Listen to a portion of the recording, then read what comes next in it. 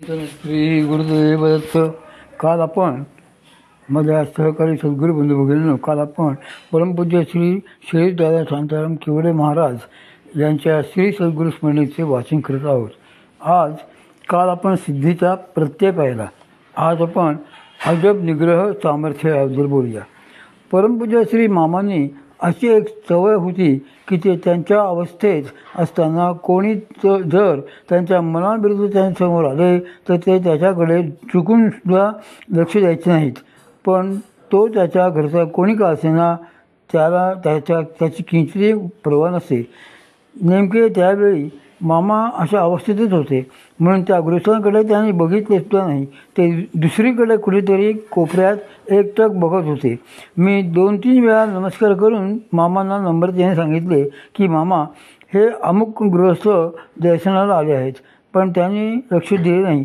शेवटी परत एकदा जेव्हा मी त्यांना सांगायला लागलो तेव्हा मात्र त्यांनी माझ्याकडे बघितले आणि ते मला म्हणाले, कळले आम्हाला. मी हात जोडून प्रथमापूर्वक म्हणालो, त्यांना आपल्याला काही विचारायचे आहे. त्यावर ते म्हणाले, त्यांना काही विचारायचे नाही, मलाच त्यांना काही सांगायचे आहे. मग त्यांनी मोठ्याने त्या गृहस्थांना हाक मारली, इकडे ये. ते गृहस्थ जवळ येताच मामा त्यांना म्हणाले, काय रे, त्या विद्या आणि सिद्धी तुला कशासाठी दिल्या होत्या असं वाटते? असा बाजार का मांडलास तू? मागच्या जन्मात घसरलास, याही जन्मात तोच विचार आहे का तुझा? परमार्थात पुढे जायचे आहे की असाच बाजार मांडून अडकून बसायचे आहे? पण त्या गृहस्थांना तोवर मानासन्मानाची लोकांची आत्यंतिक आवड निर्माण झालेली होती. लोक महाराज म्हणायचे, काही बाई भेटी होऊन द्यायचे, मोठा दरबार भरायचा. हे सगळे त्यांना गोड वाटू लागले होते. म्युन्सिपाल्टी इथल्या एका सामान्य पदावर काम करणाऱ्या त्या गृहस्थाला असा काही मान सन्मान लोक द्यायचे की जो त्यांनी आयुष्यात कधीच बघितलेला नव्हता. साहजिकच त्यांनाही त्यांचे मोठेपण अप्रूप वाटत असे.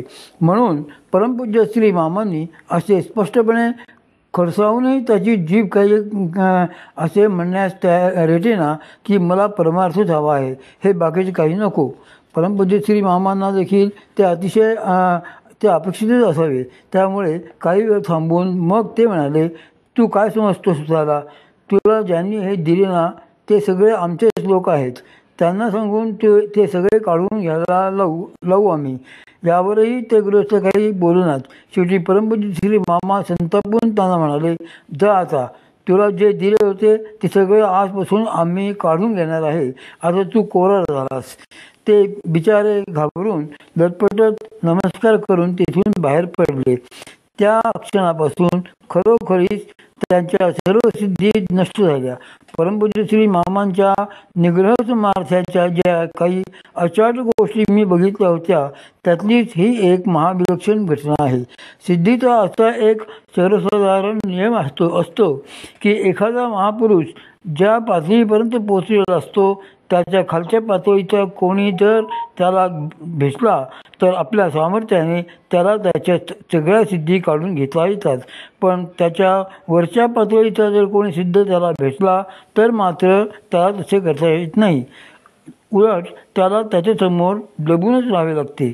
परमपूज्य श्री मामांची अंतरंग स्थिती अशी होती की ते तर या प्रांतातल्या परमोच्च बिंदूला होते. ते साक्षात भगवान श्री दत्तात्रयांचे अवतार. त्यामुळे त्यांना मोठे मोठे सिद्धही बिचकून असायचे. हे मी अनेक वेळेला अनुभवलेलं आहे. यासंबंधी एक उदाहरण म्हणजे आपले परमपूज्य श्री साईराम बाबा त्यांनीच परमपूज्य श्री मामांना शिवलिंग आणून दिले होते. ते महासिद्ध आणि अत्यंत मोठे अधिकारी होते.